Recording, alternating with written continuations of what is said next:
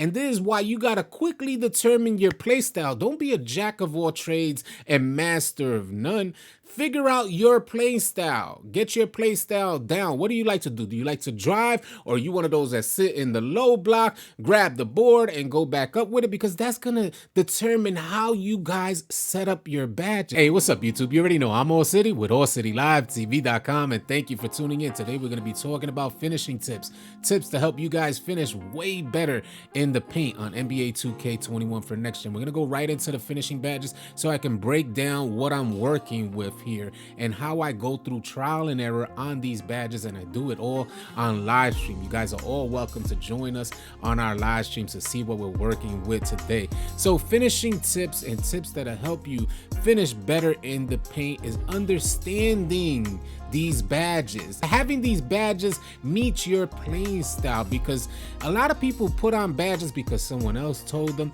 and they don't even like their play style doesn't align with their badge setup. So for instance, I'm not a person who likes to pump fake in the paint and then go back up with it. I'm not that type of player, although I can grow accustomed to like practicing and getting used to pump faking and going up. I'm more of a driver. Being that I'm more of a driver, I equip badges like the Acrobat badge, which I'm gonna explain in just a minute. Before we get into that, I want to break down like the high priority badges that you should get on your finishing. If you're new to 2K21 on next gen, you may want to consider the first few badges that you upgrade are posterizer and slithery finisher. These are like the best badges as far as your finishing goes. It's the foundation of your finishing is slithery finisher and posterizer.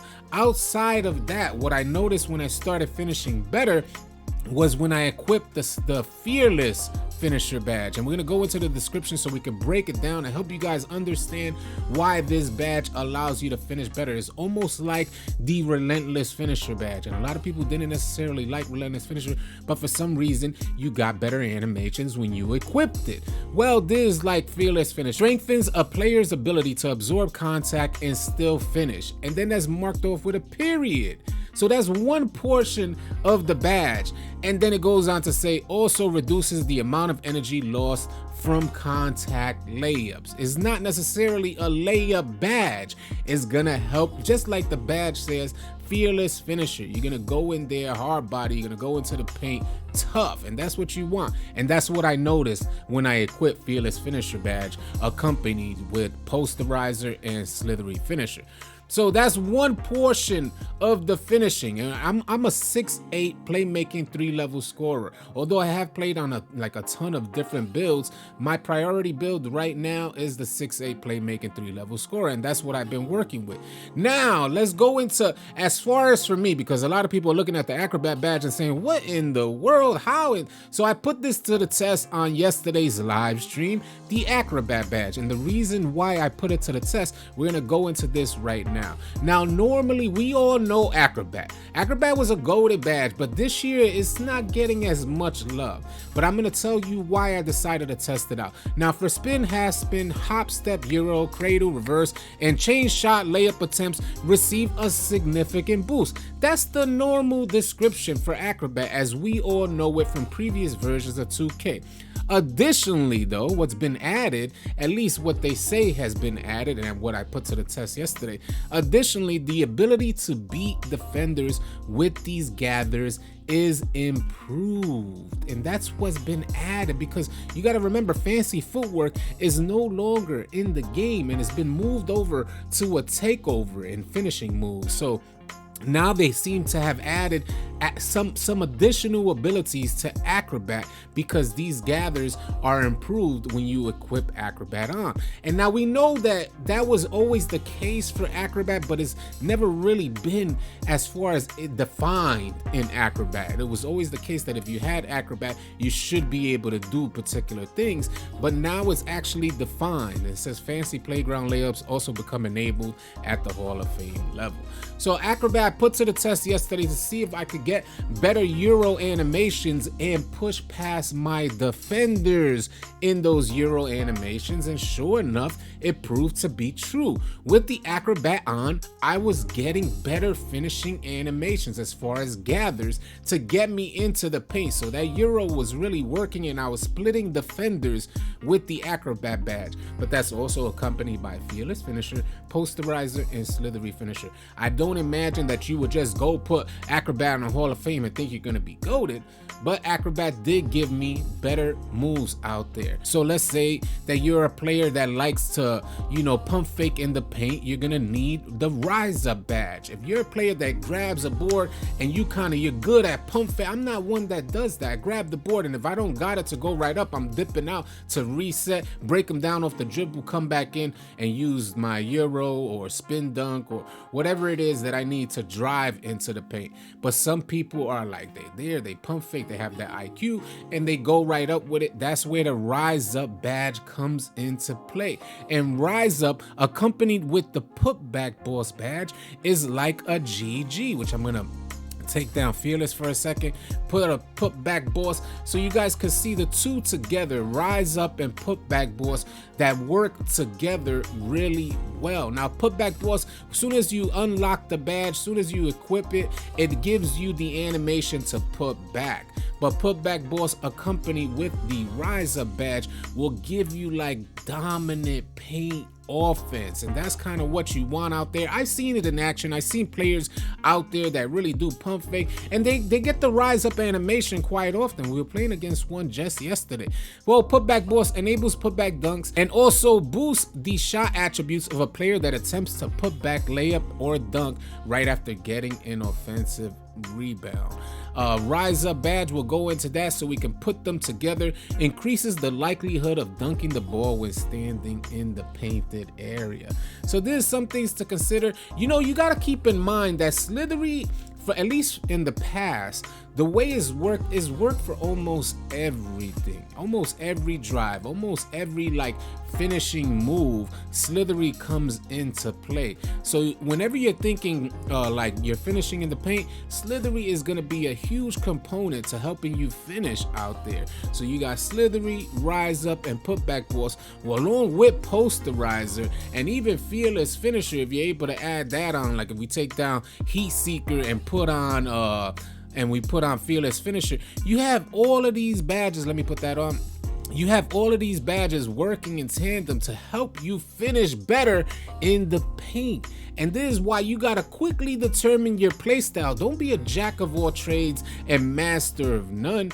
Figure out your playstyle. Get your playstyle down. What do you like to do? Do you like to drive, or are you one of those that sit in the low block, grab the board, and go back up with it? Because that's gonna determine how you guys set up your badges. So keep that in mind. Get a clear idea of your playstyle. When you lock in your playstyle, then you'll be able to better lock in your badge setup to accommodate your playstyle. Because if you got badges that's spread it out all willy-nilly for your finishing, you're not gonna be able to be dominant in any portion of your finishing. So find out your strengths. My strengths is driving, so I want to lean more towards driving dunks and getting better driving animations. So I would help put badges on that help with my driving. A lot of animations are tied into these badges, and if it doesn't meet your play style, if you don't activate these animations, then you're wasting your badges out there. So keep that in mind when somebody tells you you should put this and you should put that. Doesn't match your play style. If it doesn't, don't equip a badge, because you're going to be wasting your badges out there. Well, that's what I got for finishing tips. I want to show you guys the Playmaking 3-level scorer, because a lot of people were asking me what's going on with the, let me put these badges on before I even get out of here. And then I end up going into the rec center and I look like a mess out there because I forgot to put on these badges. I'll leave it like this for now. We're going to go into the build setup. And I'm gonna take down my webcam so you guys could see the numbers, because a lot of people are asking me about the build setup.